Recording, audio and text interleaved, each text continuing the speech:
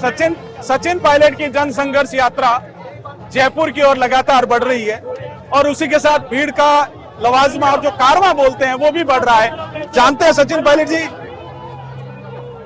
यात्रा को इतने दिन हो गए, आज तो भगवान भी मेहरबान है, थोड़ा कैसा लग रहा है? मुझे लगता है कि ये जन समर्थन आप देख रहे हैं ये मेरे लिए नहीं है। जिन मुद्दों को लेकर यात्रा निकली है उन मुद्दों को लोग समर्थन कर रहे हैं और एक दिन के नोटिस पर हम लोगों ने यात्रा को शुरुआत करी 11 तारीख को, आज 14 हो गई है। लगातार चल रहे हैं और हर वर्ग के, हर जाति के, हर धर्म के, हर बिरादरी के, हर आयु के लोग आकर इस यात्रा के इश्यूज को लेकर साथ दे रहे हैं। मैं तो ये प्रभु की कामना हमारे साथ है और मेरा लगता है कहीं ना कहीं हम उस बात को टच कर पा रहे हैं जो लोगों के जहन में है, इसलिए ये कारवां बढ़ता जा रहा है। भ्रष्टाचार और पेपर लीक पिछले अगर लंबे समय से देखें तो पेपर लीक तो इस सरकार में भी और भ्रष्टाचार लंबे समय से एक बड़ा मुद्दा रहा है। आप जब विपक्ष में थे, जो प्रदेश अध्यक्ष थे, तब भी कई भ्रष्टाचार के मुद्दे आपने और मुख्यमंत्री जी ने उठाए थे।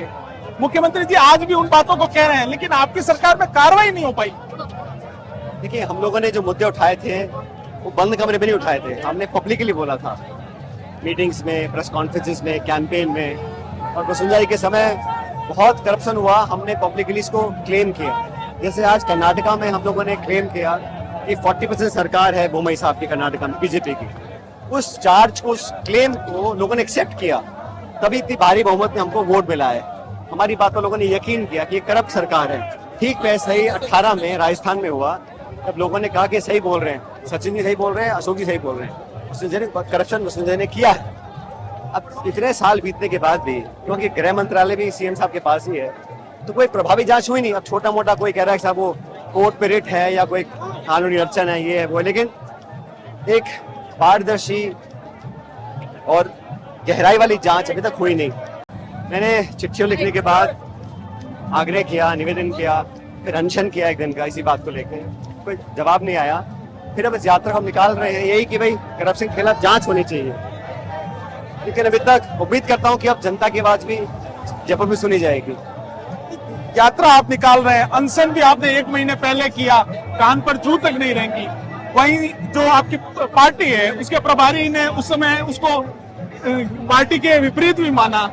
दूसरी तरफ अगर बात करें कि भारत जोड़ो यात्रा जब निकली थी तो राहुल गांधी ने यही कहा था कि जनता के मुद्दे सड़क पे उठाने पड़ेंगे, लेकिन जनता के मुद्दे सड़क पे केवल सचिन पायलट उठा रहे हैं, विपक्ष भी नहीं है कहीं। राजस्थान में विपक्ष नाम की चीज है ही नहीं। बीजेपी तो 4-4.5 साल में विपक्ष की भूमिका निभा ही नहीं सकी, ना सदन के अंदर ना सदन के बाहर। उनका पता नहीं क्या सोच के बैठे हैं कि हर बार हम अपने आप जीत जाएंगे, ऐसा नहीं होने वाला है। बीजेपी दूर दूर तक मौजूद नहीं है। लेकिन जो मुद्दे मैं उठा रहा हूँ वही कांग्रेस पार्टी भी तो बोलती है। कांग्रेस यही कहा करप्शन के खिलाफ है, नौजवानों के पक्ष में है। ठीक वही मुद्दे लेकर मैं भी आज लोगों के बीच चल रहा हूँ। और ये यात्रा किसी के विरोध में नहीं है, किसी के अगेंस्ट नहीं है, ये करप्शन के विरोध में है, भ्रष्टाचार के विरोध में है, इसलिए जनता का समर्थन भी इसको मिल रहा है।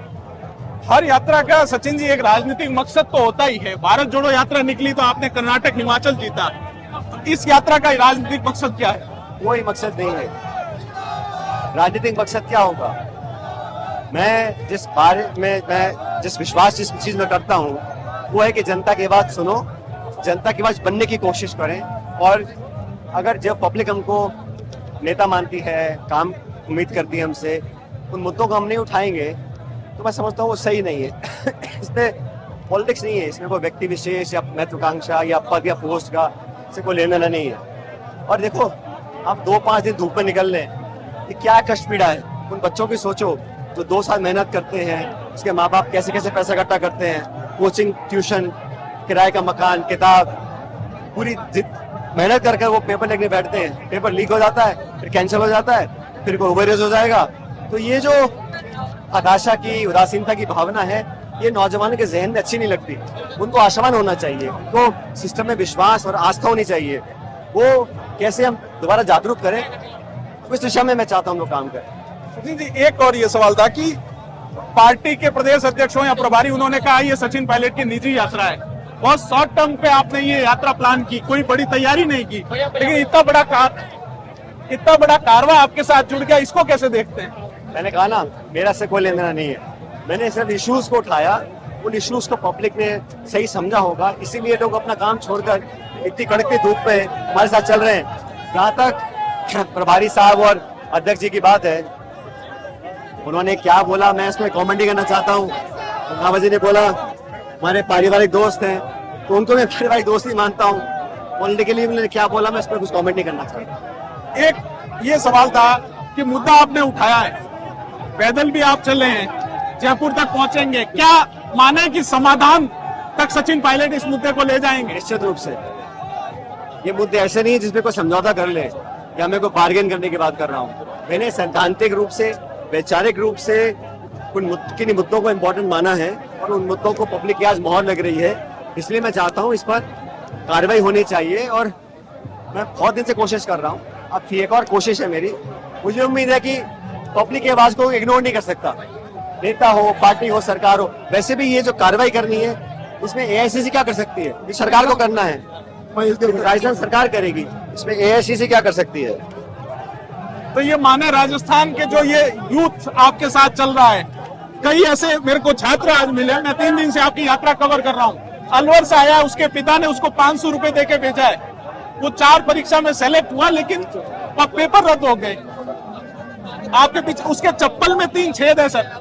अब ये तो मैं कह रहा हूँ, ऐसे कितने नौजवान लड़के लड़कियां होंगे शिक्षित हैं, और बेरोजगारी देश में बहुत बड़ा मुद्दा ऑलरेडी है। लेकिन जब बेरोजगारी है और फिर नौकरियों में और पेपर में और इंटरव्यू में और पारदर्शिता नहीं होती ना, ट्रांसपेरेंसी नहीं होती, तो दुख दुगना हो जाता है। इसलिए मैं चाहता हूँ सिस्टम साफ हो, भूल चूक परिवर्तन हो, पूरी संस्थाओं को ऐसा बना दिया जाए जिसमें किसी को आरोप लगाने की गुंजाइश ही ना बचे। अब वो जयपुर में एक पेपर लीक के एक दलाल के किराए के मकान पे बुलडोजर चला दिया, अच्छा किया। लेकिन कटारा जो अरेस्ट हुए आरपीसी मेंबर, उनके मकान पे अभी तक बुलडोजर क्यों नहीं चलाया? अगर बुलडोजर चलाना ही न्याय है तो ये जो है ना कार्रवाई, ये समान होनी चाहिए। ये अब जारोली थे, आरपीसी चेयरमैन थे, क्या हुआ उनका? बर्खास्त किया, अब केस हुआ नहीं हुआ किसी को पता ही नहीं है।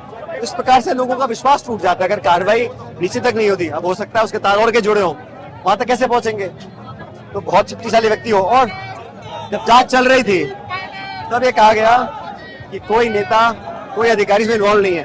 अब जांच के बीच में आप ये डिक्लेयर कर दो कि कोई नेता अधिकारी इन्वॉल्व नहीं है, तो जांच एजेंसी के अधिकारी क्या कर सकते हैं? और अब एक अधिकारी अरेस्ट हो गया, तो ट्रांसपेरेंट जांच होनी चाहिए, अब तक नहीं हो पाई है।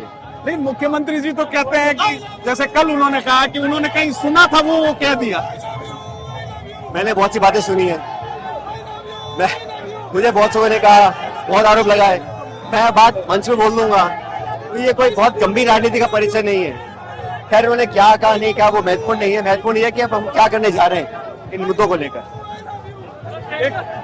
तो माने कि सचिन पायलट इस आंदोलन, इस जो मुद्दे उठाए हैं उनको एक समाधान की अंतिम राह जयपुर के बाद भी ले जाएंगे। मेरी कोशिश यही रहेगी, अगर सरकार नहीं सुनती है समाधान ढूंढना ही पड़ेगा।